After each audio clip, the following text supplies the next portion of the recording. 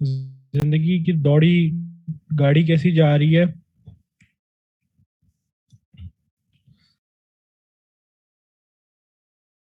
थोड़ा सा गायनी का जो आप लोगों का स्केड्यूल है वो इसकी वजह से, एक तो मुहर्रम की कुछ सेफ्टी में की इश्यूज की वजह से जो था, सिग्नल प्रॉब्लम था, तो एक टॉपिक प्रेगनेंसी का और एक टॉपिक कल की जो छुट्टी की वजह से डिस्टर्ब हुआ है। तो मैं एक नया स्केड्यूल बना के आप लोगों के साथ आज शेयर कर दूंगा, जिसमें आगे जो एक दिन छोड़ के एक दिन मैंने लेक्चर रखा था, उस दिन भी वो लेक्चर रख के, और क्योंकि हमने ये टाइम खत्म करना है पूरे, तो उसको मैं फिर उस तरह अकोमोडेट करूंगा कि जो छुट्टियां बीच में हैं, उन्हें खत्म करके आप लोगों के अकोमोडेशन करूंगा। ठीक है जी। तो मेरा इरादा था कि मैं दो दो टॉपिक इकट्ठे पढ़ा दूं, लेकिन मुझे लगा कि नहीं, वो आप पे बर्डन हो जाएगा। तो दो दो टॉपिक पढ़ाने पढ़ाने के बजाय मैं थोड़ा जो छुट्टियां हैं स्केड्यूल में उसको खत्म कर दूं। अच्छा जी, बिस्मिल्लाह रहमान रहीम। आज का जो हमारा टॉपिक है वो बड़ा ही इंपॉर्टेंट, बड़ा ही आसान और बड़ा ही छोटा सा है। ठीक है, जिसको हम कहते हैं वेजाइनल कैंडिडियासिस। बहुत आसान है, बड़ा छोटा है, लेकिन प्रॉफ के हवाले से ये टॉपिक 6 से 7 दफा गायनी के पेपर में आ चुका है। और अभी जो रिसेंटली आपके एग्जाम्स हुए हैं उसमें भी ये क्वेश्चन आया हुआ था। तो ये बहुत ही इंपॉर्टेंट है। अगर आप इसको कहें कि जनाब ये लेस इंपॉर्टेंट टॉपिक्स है, तो ये वो उन एक्स्ट्रा हॉट फेवरेट टॉपिक्स में से है जो कि बहुत दफा प्रॉफ में आ चुका है। तो सबसे पहला जो हमारा पॉइंट है विजाइनल कैंडिडियासिस डिस्कस करने से पहले, मैं आपको किसके कुछ थोड़े सिनेरियो दिखाता हूँ कि ये क्वेश्चन आता कैसा है। देखिए, वो कहता है 24 ईयर ओल्ड, देखिए 10 टीचर, मैंने आपको बताया हुआ बुक का कि 10 टीचर से आप पढ़े। 24 year old P3 presented, para 3 presented with thick curdy white discharge and itching. ये पॉइंट मैं आपको यूक्यूज पहले इसलिए दिखा रहा हूं ताकि आपको पता चले कि ये क्वेश्चन कैसे आता है, क्योंकि इसके डायग्नोस्टिक पॉइंट एक या दो इसके डायग्नोस्टिक पॉइंट है कि अगर वो आ जाए तो फिर आपने वेजाइनल कैंडिडियोसिस के अलावा आपने कोई और डिजीज लिखनी ही नहीं है। ठीक है, thick curdy white discharge and itching on vaginal examination there is excoriation and soreness। ठीक है जनाब। दूसरा क्वेश्चन देखें, दूसरा क्वेश्चन जो आया हुआ, young women came with a history of itching and white curdy discharge. Vaginal candidiasis का क्वेश्चन इचिंग और डिस्चार्ज वाइट थिक डिस्चार्ज के बगैर कंप्लीट हो ही नहीं सकता। अगर इसके बगैर क्वेश्चन आ ही नहीं सकता। एक और क्वेश्चन देखें, मैंने 4 क्वेश्चन ऐड इसलिए किए हैं। एक और क्वेश्चन देखें, a 32 year old female presents in the out patient department with complaints of curdy white vaginal discharge and soreness. तो कुछ ना कुछ आपको जिक्र जरूर मिलेगा वाइट डिस्चार्ज का, कर्डी थिक डिस्चार्ज का, सोरनेस का या इचिंग का। इचिंग और white curdy discharge is the most common presentation of vaginal candidiasis patient, और इसके बगैर क्वेश्चन कंप्लीट ही नहीं होता, सिनेरियो कंप्लीट ही नहीं होता। ठीक है जी। इन्फ्लेमेशन और साथ में जो है वो एक्सकोरिएशन देखने को मिलती है इसमें। कैंडिडियासिस क्या है? It is a infection caused by yeast, fungi की वजह से होता है। डिफरेंट फंगस के जो इसमें स्पीशीज हैं वो इन्वॉल्व होती हैं, लेकिन सबसे मोस्ट कॉमनली जो इसमें स्पीशी इन्वॉल्व होती है वो है इसकी कैंडिडा एल्बिकन। ठीक है, कैंडिडा एल्बिकन। और एल्बिकन के अलावा जो इसमें डिफॉर है वो ट्रॉपिकैलिस की इसमें होती है, और गैलाब्रेटा भी। लेकिन जो मोस्ट कॉमन जो इसकी कॉज है इन्फ्लेमेशन को, बिलाल इन्फ्लेमेशन से रिलेटेड हम कर लेते हैं। ठीक है, रेड हॉट सा सरफेस होता है, इन्फ्लेमेटोरी सरफेस सा होता है। पॉजिटिव एजेंट है इसमें कैंडिडा एल्बिकन, और नॉन एल्बिकन स्पीशीज में कैंडिडा ट्रॉपिकैलिस और कैंडिडा ग्लैब्रेटा। ये आपके प्रॉफ में यूक्यू में जो है ना वो 1 नंबर का इसका क्वेश्चन आता होता है कि पॉजिटिव एजेंट का नाम लिखें कैंडिडा एल्बिक, यानी कि इसके नॉन एल्बिकन स्पीशीज भी आपने फिर उसमें लिखनी होती है और एल्बिकन स्पीशीज भी आपने लिखनी होती है। ठीक है जी। तो अब हम देखें, सबसे पहला तो ये क्वेश्चन बनता है कि विजाइनल कैंडिडियासिस किन पेशेंट्स को होता है, किन में कॉमन है, प्रॉब्लम किस में आ सकती है। देखिए, वो पेशेंट्स जो प्रेग्नेंट वुमेन्स में इन्फेक्शंस या कोई भी डिजीजेज इतनी जल्दी क्यों होती हैं या कॉमन क्यों होती हैं? ये क्वेश्चन अक्सर आपके प्रॉफ में भी आता है, वो सॉरी वाइवे में भी पूछा जाता है कि बेटा प्रेग्नेंट वुमेन्स को इतने प्रॉब्लम्स क्यों होते हैं, प्रेग्नेंट वुमेन्स को क्यों कोई भी इन्फेक्शन, खास तौर पे प्रेग्नेंट वुमेन्स को इन्फेक्शन इतने कॉमन क्यों होते हैं? देखिए, प्रेगनेंसी के दौरान जो आपकी इम्यूनिटी होती है ना, वो थोड़ी सी डिप्रेस हुई हुई होती है। ठीक है, थोड़ी सी डिप्रेस। अच्छा, इसकी बड़ी थ्योरीज हैं, इसके पीछे बहुत ज्यादा रिसर्चेज हैं। कुछ स्कूल ऑफ थॉट्स ये कहते हैं कि क्योंकि इस वजह से इम्यूनिटी सप्रेस हुई होती है, लो इम्यून सिस्टम होता है, ताकि जो मदर का इम्यून सिस्टम है वो बेबी पे अटैक ना कर दे। बेबी के किसी जो जो उसकी डेवलपमेंट हो रही है बेबी की, वो उसको एज अ फॉरेन पार्टिकल या फॉरेन कोई सब्सटेंस समझ के उसके ऊपर अटैक ना कर दे। There are different school of thoughts. ठीक है, मैंने उसमें से एक का आपको बताया है, लेकिन आप ये समझे कि एक तो उसमें बड़ा इम्यून सिस्टम लो हुआ होता है, दूसरा मेडिकेशंस का बड़ा फ्रीक्वेंट यूज हो रहा होता है प्रेग्नेंट वुमेन में। तो मेडिकेशंस की वजह से, बहुत ज्यादा इम्यूनिटी लो हो जाने की वजह से आपको ये चीजें देखने को मिलती हैं। इसी तरह कॉन्ट्रासेप्टिव पिल्स के इस्तेमाल से, हार्मोनल कंट्रोल्स के इस्तेमाल से भी हमें वेजाइनल कैंडिडियासिस के पेशेंट्स जो है ना उसमें कॉमन है। डायबिटिक डायबिटिक पेशेंट्स के अंदर वेजाइनल कैंडिडियासिस बहुत कॉमन होता है। क्यों? क्योंकि जब आप Recording stopped. एक सेकंड जी, doctor Recording in progress. Sadia क्या इशू बना है? अच्छा ठीक है। अच्छा, तो डायबिटीज में क्यों इतनी ज्यादा कॉमन होती है, उसकी वजह यह है कि डायबिटिक पेशेंट्स जो होते हैं डॉक्टर साहबान, उनमें जो यूरिन पास हो रहा होता है उसमें ग्लूकोज की क्वांटिटी बहुत ज्यादा होती है, ग्लाइकोज यूरिया होता है। और विजाइनल जो जहां पर आपकी यूरिथ्रा है और जो लोकेशन होती है, वहां पर बहुत ज्यादा हाइपर ग्लाइसीमिक एनवायरमेंट होता है। और जो फंजाई होती है, जो फंगस होती है, वो हाइपरग्लाइसीमिक एनवायरनमेंट में बहुत जल्दी ग्रो करती है और बहुत तेजी से ग्रो करती है। तो डायबिटिक पेशेंट्स में बहुत कॉमनली देखने को मिलती हैं। वो पेशेंट्स जो बहुत ज्यादा अमाउंट में एंटीबायोटिक्स ले रहे होते हैं, हैवी यूज ऑफ एंटीबायोटिक्स कर रहे होते हैं, उनमें भी आपको ये डिजीज वेजाइनल कैंडिडियासिस देखने को मिलती है। और वो पेशेंट्स जिनका इम्यून सिस्टम वीक हुआ हुआ है किसी अदर प्रॉब्लम से, जैसे वो कोई कीमोथेरेपी पे हैं या स्टीरॉइड्स पे हैं या वो HIV इन्फेक्शन या कोई और मेडिकेशन यूज कर रहे हैं जो कि इम्यून सिस्टम को डिप्रेस कर रही है। तो pregnant women's, oral contraceptive pills, diabetes, weekend immune system वाले, और वो पेशेंट जो हैवी यूज ऑफ एंटीबायोटिक्स कर रहे हैं, उनमें विजाइनल कैंडिडियासिस जो है वो बहुत ज्यादा इंपॉर्टेंट, बहुत ज्यादा कॉमन है। ठीक है, सिम्टम्स क्या है, क्लिनिकल प्रेजेंटेशन। देखो, हमेशा जब भी आपके पास कोई पेशेंट आता है तो आप पहले हिस्टोरिकल बैकग्राउंड देखते हो। हिस्टोरिकल बैकग्राउंड में आप इन तमाम चीजों को अपने सामने रखोगे जो मैंने आपको बताई हैं, कि आप ये देखोगे कि वो पेशेंट डायबिटिक तो नहीं है, वो पेशेंट प्रेग्नेंट तो नहीं है, वो पेशेंट कोई मेडिकल यूज तो नहीं कर रहा, या वो पेशेंट जो है उसको कोई ऐसी मेडिसिन तो नहीं यूज कर रहा जिससे इम्यून सिस्टम उसका डिप्रेस हुआ हुआ है, या वो पेशेंट अपनी सफाई का ख्याल रख रहा है कि नहीं रख रहा, पीरियड्स के दौरान वो अपने प्रॉपर पैड्स को चेंज करता है कि नहीं करता। ये सारी की सारी चीजें आप उसको अपने टेक इन अकाउंट करोगे। ठीक है, अब तो खैर बहुत ज्यादा हमारी हाइजीन्स आ गई हैं, हाइजीनिक मेथड्स की वजह से ये इन्फेक्शंस बड़े लेस कॉमन होते जा रहे हैं।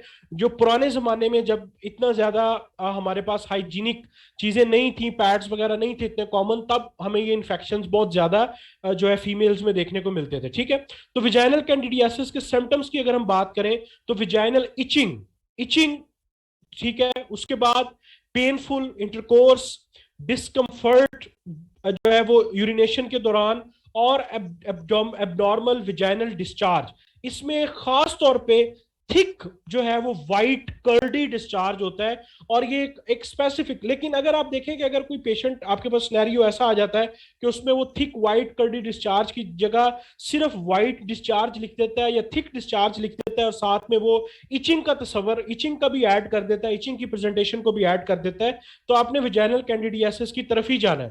तो विजाइनल कैंडिडियासिस में विजाइनल इचिंग है, इन्फ्लेमेशन की वजह से सोरनेस हुई हुई होगी, रेडनेस हुई हुई होगी। Recording stopped.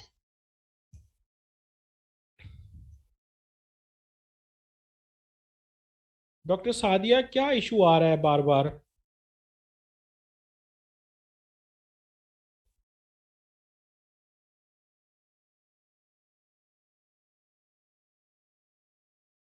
एक सेकंड जी डॉक्टर साहबान।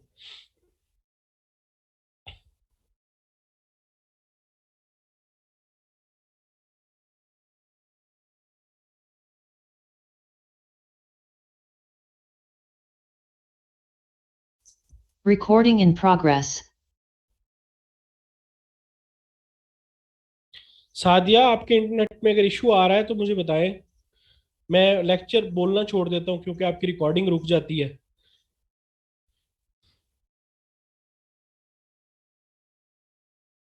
अच्छा जी। तो वजाइनल कैंडिडियासिस में vaginal itching, painful intercourse, discomfort while urinating, abnormal vaginal discharge. आपको एक बात बताऊं कि विजाइनल कैंडिडियासिस के साथ बाज दफा सुपर इम्पोज्ड बैक्टीरियल इन्फेक्शन भी हो जाता है। तो ये जो इन्फेक्शन है ना, सबसे पहले तो इन्फेक्शन में यहाँ पे इसमें जो अगर आप इसको ग्रॉसली देखें तो वहां पर रेडनेस, सोरनेस, स्वेलिंग फील हो रही होती है। और अगर ये इन्फेक्शन बहुत सवेयर हो जाए तो फिर वहां पर पस डिस्चार्ज होना शुरू हो जाता है। और मोर सवेयर इन्फेक्शंस में क्रैक्स डेवलप हो जाते हैं वजाइना की वाल्व वैल में। और वहां पर इवन के सुपर इम्पोज्ड बैक्टीरियल इन्फेक्शन हो जाता है। और इशू जो है वो ये सवेयर से सवेयर होता जाता है। इसमें ये जो वेजाइना और सर्वेक्स की जगह है, यहां पर आपको ये जो है ना वो देखने को मिलता है। पूरा का पूरा वेजाइना इसमें इन्वॉल्व होती है। और वाइट कलर के अगर आप वेजाइना को ऑब्जर्व करें, जाहिर सी बात है कि आप ट्रांस वेजाइनल जब उसको ऑब्जर्व करेंगे तो आपको क्लियरली वाइट डिस्चार्ज नजर आ रहा होता है, व्हाइटिश मटेरियल नजर आ रहा होता है। मैंने अभी डायग्राम आगे ऐड की हुई है, वो मैं आपको दिखाता हूं। ठीक है, ये देखिएगा जरा, इस तरह करके आपको बड़ा क्लियरली पता चलता है कि जो विजाइना की जो वैल होती है उस पे कैंडिडा एल्बेकन का बड़ा क्लियर आपको व्हाइट कलर का ऐसे, ये देखें ये सारा का सारा ये व्हाइटेस्ट डिस्चार्ज है। व्हाइट कलर के पैचेस हैं जो कि डिस्चार्ज इसमें से निकल रहा है। और यहाँ पर इन्फ्लेमेशन, सोरनेस हुई होगी, रेडनेस हुई हुई होगी। ठीक है, इन्फ्लेमेशन को, रेडनेस को जब हम उसको देखते हैं, ग्रॉसली देख रहे होते हैं, तो हम उसको सोरनेस कह देते हैं। ठीक है, तो आपके पास यीस्ट इन्फेक्शन है। इसको मैं और क्लियरली आपको अगर दिखाऊं, ये देखें आप इसमें ये वजाइना की आप सिचुएशन देखें तो ये देखें, ये व्हाइट कलर का कर्डी थिक व्हाइट डिस्चार्ज है। और ये सारा आपकी ये सारी जगह रेड हुई हुई है, फुल इन्फ्लेमेशन की वजह से रेडनेस शो हो रही है। और साथ में व्हाइट थिक कर्डी डिस्चार्ज आपको इसमें से शो हो रहा होगा। और ये हम इसको एग्जामिन करते हैं फौरी तौर पे। अगर पेशेंट हमारे पास ऐसी कंप्लेन के साथ आता है तो हम उसको लिथोटमी पोजीशन में हम उसको करके फौरी तौर पे हम उसको एग्जामिन करते हैं। और हमें बड़ा क्लियरली ये चीज नजर आ रही होती है, रेडनेस, सोरेनेस, सोरिसनेस, और साथ उसके बिल्कुल व्हाइट थिक कर्डी डिस्चार्ज। इसको हम मोर स्पेसिफिकली ये देखें, एक और इसकी डायग्राम देखें तो ये देखें व्हाइट कलर के जो है ना थिक कर्डी आपको जो है वो पैचेस नजर आएंगे डिस्चार्ज के। ठीक है, अगर हम इसकी स्पेसिफिक डायग्नोस्टिक्स की तरफ जाएं तो सबसे इंपॉर्टेंट तो हमें इसकी डायग्नोसिस की जरूरत पड़ती ही नहीं। हम इसको डायग्नोसिस की तरफ कोई टेस्ट वगैरह की तरफ पेशेंट को लेकर जाते ही नहीं है, क्योंकि इसका टोटल क्लिनिकल बेस्ड डायग्नोसिस है। पेशेंट हमारे पास कंप्लेन के साथ आया है, हम उसको लिथोटमी पोजीशन में करके हम उसको चेक करते हैं, एग्जामिन करते हैं, और हम 100% क्लियर हो जाते हैं कि जनाब इसको थिक कर्डी वाइट डिस्चार्ज या साथ में सोरनेस हुई हुई है। और हम उसको जो है ना वो ट्रीट करना शुरू कर देते हैं अकॉर्डिंग टू वजाइनल कैंडिडियासिस। लेकिन इसमें एक चीज बड़ी इंपॉर्टेंट है कि सिर्फ वजाइनल कैंडिडियासिस को फिर ट्रीट नहीं करते, हम उसकी रूट कॉज भी ढूंढते हैं कि अगर पेशेंट डायबिटीज की वजह से हो रहा है तो फिर हम उसकी डायबिटीज भी कंट्रोल करेंगे। अगर पेशेंट बहुत हैवी मेडिकेशन की यूज की वजह से कर रहा है तो फिर हम उसके हैवी मेडिकेशन भी रुकवाएंगे। तो हमें ये चीजें भी देखनी पड़ती हैं। लेकिन सारी सी बात है कि साथ में वेट स्मेयर एग्जामिनेशन या विजाइनल स्वैब लेना चाहे तो हम ले सकते हैं। ऐसे हम स्वैब करते हैं, स्वैब लेते हैं इस तरह टूथपिक की तरह हम इसको थोड़ा सा आगे इस तरह थोड़ा सा राउंड घुमा के हम इसे सैंपलिंग करके फिर हम इसे चेक कर लेते हैं। लेकिन आम केसेस में हम बिल्कुल भी इसको क्लिनिकल जो टेस्ट है उसकी तरफ नहीं लेकर जाते। टोटली इसका जो डायग्नोसिस है वो क्लिनिकल बेस्ड होता है और हमें बहुत क्लियरली पता चल जाता है कि ये वजाइनल कैंडिडियोसिस है। अगर हम इसकी जर्नल और स्पॉटिव केयर की बात करें तो हमने आपको पहले बताया कि सबसे पहले तो हम इसकी रूट कॉज को फाइंड आउट करते हैं कि वजाइनल कैंडिडियोसिस पेशेंट में हुआ क्यों है। हम उसको पहले खत्म करेंगे, पहले हम उसकी जो है ना ट्रीटमेंट करेंगे, उसके बाद फिर हम पेशेंट को ये अवॉइड एडवाइस करेंगे कि भाई आप कोई कॉस्मेटिक्स, कोई सिंथेटिक अंडरवेयर्स, खास तौर पे आप कुछ ऐसी अंडरवेयर्स आ गई हैं जो कि फ्रेगनेंट प्रोड्यूस करती हैं, फ्रेगनेंस होती है उनमें। तो सिंथेटिक अंडरवेयर्स को, परफ्यूम्स को, सोप्स को हम अवॉइड करवाते हैं, ठीक है। वुमेन को कहते हैं कि आपने इन चीजों से अवॉइड करना है, क्योंकि ये फंगल इन्फेक्शन को जो है वो और ज्यादा जो है वो, क्योंकि वेट सरफेस है और फंगल इन्फेक्शन को ये सपोर्ट करती हैं ये चीजें, खासतौर पे परफ्यूम्स, अंडरवेयर, सिंथेटिक अंडरवेयर जो होते हैं ये इसको सपोर्ट करते हैं। कंट्रा जो ओरल कंट्रासेप्टिव पिल्स हैं उनको हम लोग रुकवाते हैं, उसको चेंज करवाते हैं। ग्लाइसीमिक कंट्रोल और कोई हैवी यूज ऑफ एंटीबायोटिक्स हो रही है तो हम उसको कंट्राडिक्ट करवाते हैं, उसको फौरी तौर पे हम लोग अवॉइड करते हैं। तो ये तो वो चीजें हैं जो कि जर्नल और स्पोर्टिव केयर्स में आती हैं, कि जो रूट कॉज की को हम रिमूव करने के लिए, हेल्प आउट के लिए यूज करते हैं। लेकिन स्पेसिफिक ट्रीटमेंट में हमारे पास एक दो एमसीक्यूज हैं जो आपको पता होना चाहिए। अच्छा जी, इसकी आपने डोजेस भी लाजमी करनी है, ये सेम आपने ऐसे ही करनी है, और इसकी आपने डोजेस भी करनी है साथ, जो मैं आपको बता रहा हूँ। माइल्ड टू मॉडरेट इन्फेक्शन में हम जो है वो यूज करते हैं टॉपिकल एंटीफंगल क्रीम्स यूज कर लेते हैं, या ओरल एंटीफंगल यूज करते हैं। टॉपिकल में हमारे पास जो,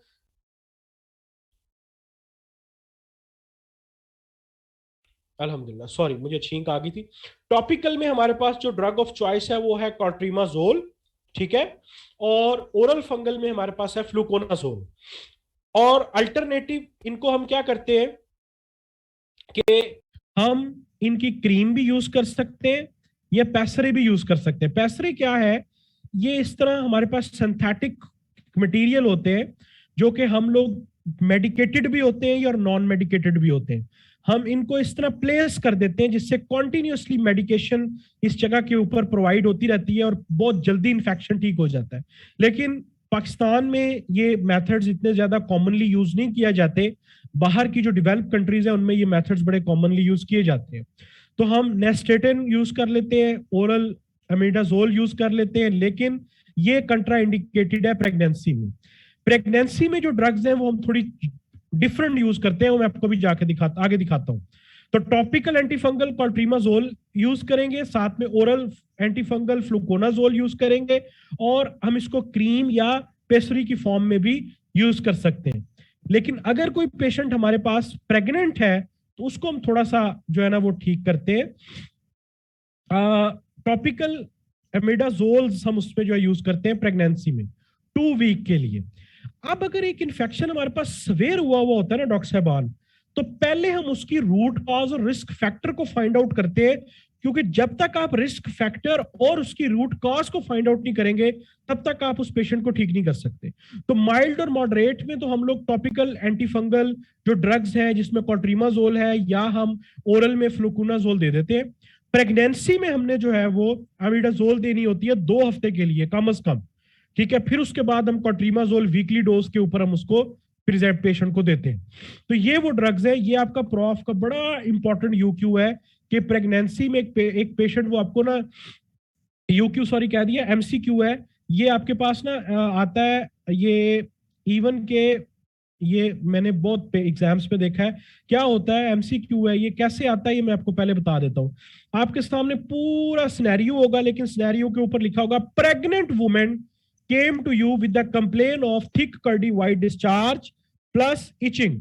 आप कहोगे ये तो वेजाइनल कैंडिडियोसिस है, और नीचे ऑप्शंस में लिखा हुआ होगा जनाब फ्लूकोनाजोल, नीचे लिखा हुआ होगा आपके सामने जो है ना ये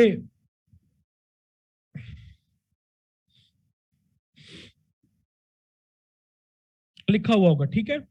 कंट्रा इंडिकेटेड नहीं है, ये इंडिकेटेड है डॉक्टर साहबान, ठीक है। टॉपिकल,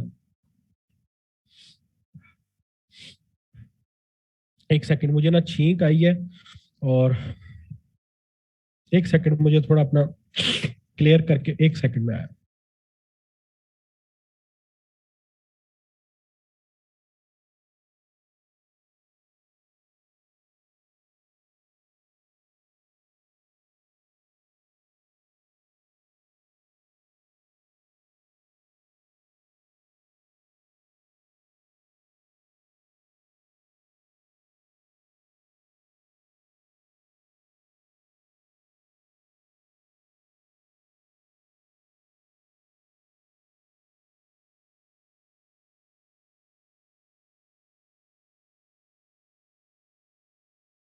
हाँ जी डॉक्टर साहबान, हाँ जी एमसीक्यूज में बता रहा था कि कैसे आता है, वो आपके पास आएगा क्योंकि एक प्रेग्नेंट वुमेन है, वो आपके पास आई है विथ थिक कर्डी डिस्चार्ज के साथ, ठीक है, और उस पेशेंट को आप कौन सी मेडिसिन देंगे। अब वहां पर एक फर्क आपने बहुत ज्यादा नोट करना है, वहां पर उसने लिखा हुआ होगा फ्लूकोनाजोल, उसने लिखा हुआ होगा कॉट्रीमाजोल, साथ में उसने पता क्या लिखा हुआ होगा, ओरल ओरल एमिडाजोल, और साथ में लिखा हुआ होगा टॉपिकल। तो आप किस पे करेक्ट करेंगे, आप करेंगे टॉपिकल को, क्योंकि ओरल जो है वो कंट्रा इंडिकेटेड होती है प्रेगनेंसी में, ये चीज याद रखें। ओरल अमीडाजोल आप नहीं देते प्रेगनेंसी में, टॉपिकल आप यूज कर सकते हैं, क्योंकि टॉपिकल का यूज सिर्फ टॉपिकल तक ही महदूद रहेगा, वो आपके ब्लड में सर्कुलेट नहीं करती। तो ओरल कंट्रा इंडिकेटेड है इसमें, टॉपिकल आप यूज कर सकते हैं। ये एमसीक्यू बहुत दफा प्रॉफ में आया हुआ है और बच्चे इसको ना मिस इंटरप्रिटेट करके कहते हैं जनाब इमिडाजोल तो कंट्रा इंडिकेटेड है, वो कॉट्रीमाजोल लगा देते हैं, कॉट्रीमाजोल लगा देते हैं कि यार हमने कॉट्रीमाजोल पढ़ा था, फ्लूकोनाजोल तो पढ़ा नहीं था, Recording stopped. कॉट्रीमाजोल लगा देते हैं। तो डॉक्टर साहब आपने ओरल इमिडाजोल कंट्रा इंडिकेटेड होती है, टॉपिकल आप दे सकते हैं, और टॉपिकल आपने लगाना भी टॉपिकल है क्योंकि topical is the first choice, ठीक है। क्लियर है सबको डॉक्टर साहबान? Recording in progress. क्लियर है सबको? डॉक्टर साहब आप टेंशन ना लें, आपको टोटल रिकॉर्डेड ही मिलेगा, बेफिक्र रहें। तो ये था आपका छोटा सा आज का टॉपिक, वेजाइनल कैंडिडियासिस। मैं दो टॉपिक्स इसलिए नहीं पढ़ा रहा, मैं थोड़ा सा जल्दी से आप लोगों को ओवरव्यू दे देता हूं इसका कि मैं आपके जो उसके साथ क्या करने लगा हूं।